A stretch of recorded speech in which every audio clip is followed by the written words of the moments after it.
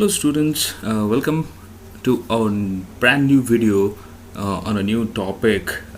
Before going to the main topic, I would like to give you a brief idea of what we are going to learn in this chapter. Imagine a particular situation where you need to explain or you need to convey some kind of information or ideas to a group of people. This could be a very tough situation. So if you are having this kind of situation, so what do you generally need? We generally need a presentation. And that presentation, if you are making it in a form of a chart or any other form of pictures or the graphics, that would be very interesting. What generally happens is when we are talking to a group of people and you are simply talking without pictures, without the graphics, then that can be very boring. So in that kind of situation, this kind of charts, this kind of presentation becomes very handy. There is a very old saying, and that saying says a picture is worth than 1,000 words, and that is very true. So in this chapter we are going to learn about a particular software that is in our computer, and that software helps us to create presentation. So we are going to learn about the digital presentation, and for digital presentation we will be using the presentation software, and that is one of the most popular software, which is called as Microsoft PowerPoint. So Microsoft PowerPoint is a part of a package, and that package is known as Microsoft Office. We have already learned about Microsoft Word and Microsoft Excel, and Microsoft PowerPoint is the third software that is bundled in a software package called as Microsoft Office. So in this chapter I'll be using the Microsoft PowerPoint version 2016. Some of you might be having some other versions in your computer. Some of the options may not be same as I have in my system here, so you need to check it by yourself. So let's get started.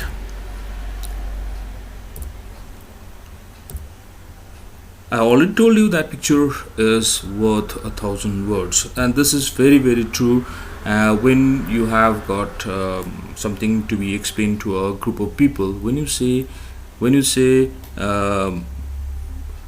picture, then that picture can be retained by that group of people for a longer period of time. Whatever I say, that you may forget, but whatever you see, that will be remaining in your brain, that will be remaining in your memory for a longer period of time. Because sometimes the meetings and the workshops what you attend, that might be quite boring, because there will be lectures, so that becomes very boring. But if the same lecture is explained with the help of some pictures, that will be holding the attention of the audience. So it's very important, whenever we are making a presentation, we need to put pictures that is related with the topic that is being explained. A presentation software. Now let us talk about the presentation software. Whatever things I've talked so far, that can be done with the help of a software, and that software is generally called as a presentation software. That comes under the business software, that helps us to create the stylies and the clear images for the presentation, and the graphics that we use it in our presentation software, that can make our presentation more appealing, or you can say brilliant. There are many presentation softwares, okay, We already know about Microsoft PowerPoint, but Microsoft PowerPoint is not the only software we have. We have other softwares which are quite popular, and that might include Google Slides. Some of you might have used it, but other than that also we have a software called as Keynote or the Prezi. So this is the screen of Keynote, this is Prezi, this is the Google Slides, and this is Microsoft PowerPoint, which is quite popular, and we will be using this. So whichever software you use, the main purpose of this software is for creating a digital presentation which is going to be visually appealing, and that is going to be making the charts and the graphics and the impressive text formats, and that is going to make the audience more engrossed in the presentation. Now, for creating a presentation, there are some of the things that we have to keep in mind. That is, what are the different things that we need to keep in mind when you're creating an effective presentation. So what exactly I mean to say is how to create an effective presentation. Number one, whenever we are creating a presentation, first we need to have the perfect idea of the subject matter, on what topic you are going to create the presentation. That means what are the things you are requiring, what are the data, what are the images, what are the graphics that you are going to require. That you need to have the proper idea about your topic. Number two, you need to know about the audience. Now, whenever you are creating the presentation, you need to understand who is going to view that presentation. So accordingly, you need to have the idea, the standard, the text, the words, the images. Number three, you need to develop develop a theme and prepare your script. That means, like, the theme, the theme is a kind of the overall colors and the text and the fonts and all other things that things are going to be playing a vital role in creating the presentation. So you need to have the proper idea, and you need to develop the theme, and you need to prepare your script also. That particular theme will emphasize on the main overall topic of your presentation. Next, you need to have the visual aids. Now, visual aid means just creating the presentation on your computer is not enough. That presentation needs to be shown to the audience on a LCD screen, or sometimes on big projectors, etc. So that you need to have the idea. And next one is you need to have the proper idea of selecting the fonts and the colors. Now, like, sometimes when you are making the presentation, we tend to use a lot of colors, bright colors. Sometimes that colors may not match the audience may not like it. So we need to have the proper background check before selecting the fonts as well as the colors as well. Then graphics means the images, pictures, drawings, whatever, graph and the charts. You need to select appropriate graphics. Next one, balancing information. Now, sometimes what happens is we put a lot of pictures, sometimes we'll put a lot of text. It should not be like that. There should be proper balance. Number of pictures and number of text, the amount of text has to be balanced. Now, sometimes it also becomes very, very necessary that whatever you are showing it to the group of audience, the handouts, handout means the printouts of that particular presentation needs to be given. So if you give that becomes more effective. And most importantly, rehearse the presentation before showing it to a large group of audience. You need to rehearse it. Rehearse means just play it once and see what is what and what is where, whether everything is in proper place or not. So if you keep all these things in mind and start creating a presentation, obviously you are going to have an effective presentation. Apart from this, let us try to understand some more thing, and that is the features and applications. Features and application, as I've already told you, this the main feature, like what is the main purpose of creating an application presentation. I'm sorry, this presentation. This presentation is created to engross a large group of topic to explain a particular topic in a most effective way. So apart from that also, let us try to understand what are the features. Number one, presentation created using PowerPoint. Okay, since we are using Microsoft PowerPoint, so I'll be talking about PowerPoint only. I'll not be talking about the Google Slide or the Keynote or the other softwares. Presentation made in PowerPoint is made up of series of slides. These slides can be presented on a computer or LCD projectors or overhead transparencies or in the form of 35 mm slides. Just like in Microsoft Word, we had the document and document in made of pages.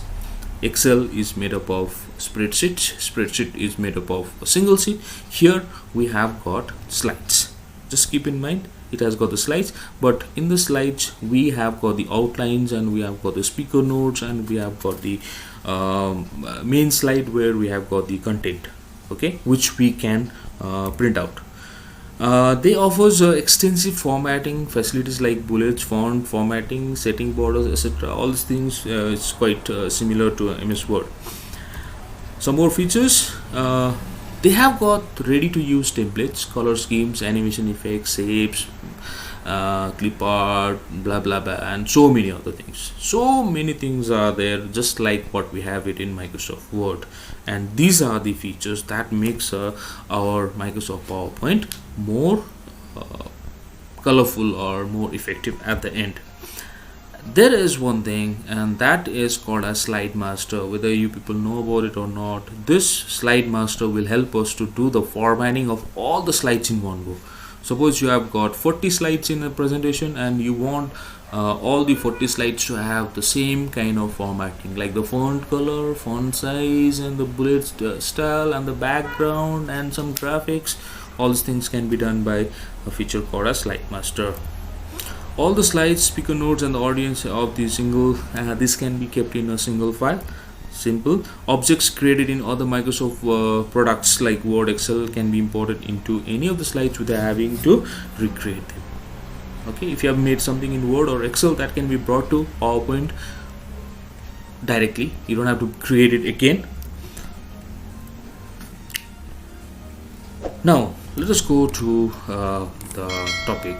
Now we are going to learn how to start Microsoft PowerPoint. This looks very childish, but for the record I need to show it to you how this Microsoft PowerPoint can be opened. All of you know about it already. So to open Microsoft PowerPoint,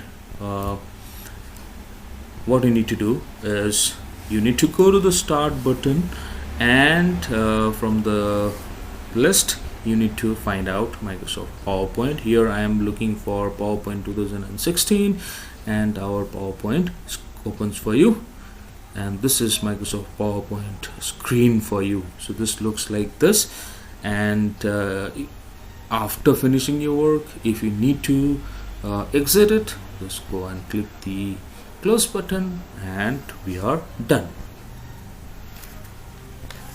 Now when Microsoft PowerPoint opens for us, it